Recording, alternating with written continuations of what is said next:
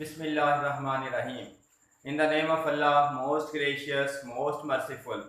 आज हम डिस्कस करने वाले हैं फर्स्ट ईयर की केमिस्ट्री से चैप्टर नंबर 8, उसकी न्यूमेरिकल्स हैं। इस दफ़ा बोर्ड के पेपर में फर्स्ट ईयर में चैप्टर 3 से न्यूमेरिकल आने वाला है। बोर्ड की जो पेयरिंग स्कीम है उसमें हमें पता चलता है कि चैप्टर 3 का एक न्यूमेरिकल शामिल है और चैप्टर नंबर 8 का एक न्यूमेरिकल होगा। तो चैप्टर 8 में कुछ एग्जाम्पल्स हैं, 6 एग्जाम्पल्स हैं, बहुत इंपॉर्टेंट हैं। उनमें से अक्सर क्वेश्चन आता है। तो एक्सरसाइज के भी 6 क्वेश्चन है, क्वेश्चन नंबर 19 से लेकर क्वेश्चन नंबर 25 तक, जो कि बहुत इंपॉर्टेंट है। आज जो हम क्वेश्चन न्यूमेरिकल सॉल्व करेंगे वो है question number 25, exercise question number 25, part 1 की केमिस्ट्री है। चैप्टर नंबर 8 से हम आज डिस्कस करेंगे, चैप्टर नंबर 8, और इसके हमने करने हैं न्यूमेरिकल्स।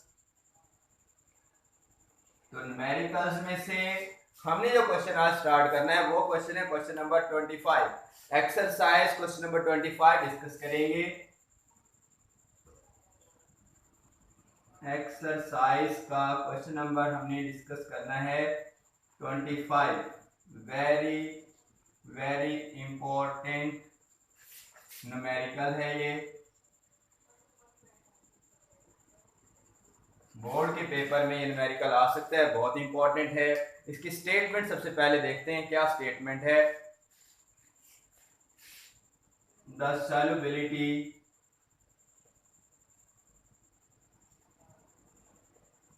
सॉल्युबिलिटी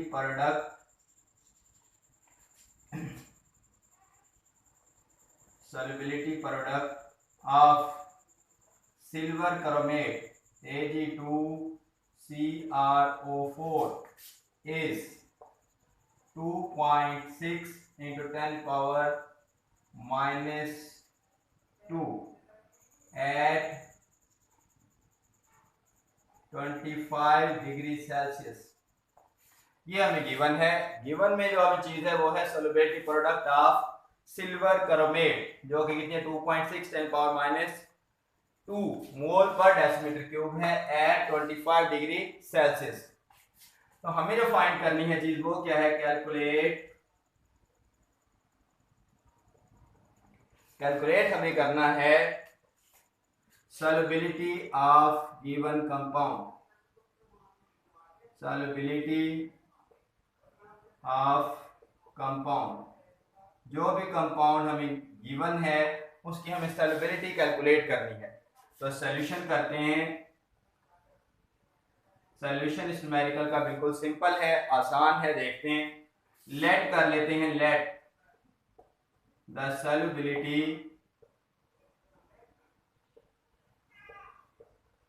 ऑफ कंपाउंड, जो कंपाउंड गिवन है जो कि सिल्वर क्रोमेट है उसकी सॉल्युबिलिटी इज S मोल पर डेसीमीटर क्यूब। ये हमारे पास आ गई है सॉल्युबिलिटी। अब हम इक्वेशन लिखेंगे। इक्वेशन में देखते हैं हमारे पास जो कंपाउंड है वो कौन सा कंपाउंड है, वो है silver chromate Ag2CrO4, silver chromate. इसको अगर हम आयनाइज करते हैं, आयन में चेंज करेंगे तो ये प्रोडक्ट देगा सिल्वर आयन और प्लस क्रोमेट आयंस। ये हमारे पास इसकी आयनाइजेशन हो गई है। हम देखते हैं स्टार्ट में एट इनिशियल कंडीशन पर when t is equal to 0 second, time अभी कुछ नहीं गुजरा है, 0 सेकेंड है। रिएक्टेंट हमारे पास होगा Ag2CrO4 और मोल जो कन्वर्ट हुए 0 मोल। सिल्वर आइंस के भी 0 मोल कन्वर्ट हुए और क्रोमेट आइंस के भी 0 मोल्स कन्वर्ट हुए। अब हम दूसरी कंडीशन लगाते हैं एट इक्विलिब्रियम। अगर हम इक्विलिब्रियम पर देखते हैं, टाइम जो है वो t इक्विलिब्रियम कहला सकता है। तो इस वक्त हमारे पास रिएक्टेंट हैं लेफ्ट हैंड साइड पर Ag2CrO4 और रिएक्टेंट्स में से जो सॉल्युबल हुआ है जो सॉल्युबिलिटी है वो हम कहते हैं कि सिल्वर आयन की 2s है, 2 टाइम्स है, जैसा कि हम 2 आयन शो करें 2s, और जो क्रोमेट आयंस हैं उनकी सॉल्युबिलिटी है 1s, ऐसे हम प्रेजेंट कर देते हैं 2s मोल्स और s मोल्स। अब हमारे पास जो फार्मूला है सॉल्युबिलिटी प्रोडक्ट का KSP, सॉल्युबिलिटी प्रोडक्ट, वो इक्वल होती है कंसंट्रेशन ऑफ सिल्वर आयंस की इक्वल होगी Ag पॉजिटिव आयन, तो इसको हम ले लेते हैं स्केयर, जो हमारे पास एक्सपोनेंट होता है इसको हम स्केयर बनाते हैं, पावर बन जाएगी, और प्रोडक्ट लेंगे into solubility of chromate ions, concentration of या सॉल्युबिलिटी ऑफ क्रोमेट आयंस। तो हमारे पास जो सिल्वर आयंस की सॉल्युबिलिटी है वो है 2s, यहाँ होगा 2s का स्केयर, और प्लस क्रोमेट की है s, तो KSP इक्वल हो चुका है 2s का स्केयर इंटू s। अब हम देखते हैं कि KSP किसके इक्वल होगा, KSP की वैल्यू पुट कर देते हैं। KSP की वैल्यू हमारे पास है 2.6 into 10 power minus 2, 2.6 into 10 power minus 2, 2s का स्केयर हो गया 4s square multiply by s, equal हो जाएगा 4s क्यूब के, 2.6 multiply 10 power minus 2 equal 4s cube. अब हम देखते हैं कि हमने 4 को ले जाते हैं लेफ्ट हैंड साइड पर और s क्यूब को इधर ही रहने देते हैं, 2.6 divide by 4 multiply by 10 power minus 2, 10 power minus 2। इसको जब हम सॉल्व करेंगे तो सॉल्व करने के बाद जो हमारे पास रिजल्ट होगा वो रिजल्ट आएगा 0.0065।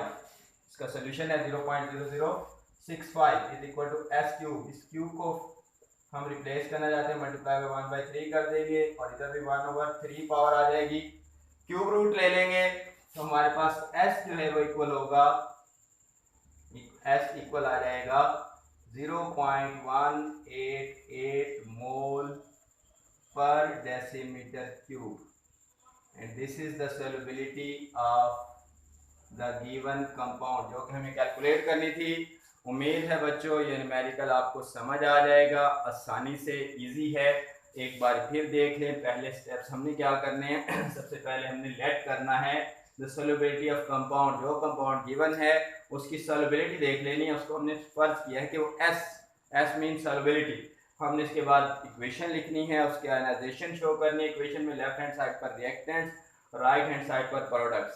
सिल्वर क्रोमेट है सिल्वर आयन में और क्रोमेट आयन में चेंज होगा। अब हमने देखना है इनिशियल स्टेज पर, जब टाइम अभी स्टार्ट, रिएक्शन अभी स्टार्ट नहीं हुआ है, प्रोडक्ट्स में कन्वर्जन नहीं हुई है, रिएक्टेंट्स एज इट इज हैं, प्रोडक्ट 0 मोल और 0 मोल हैं।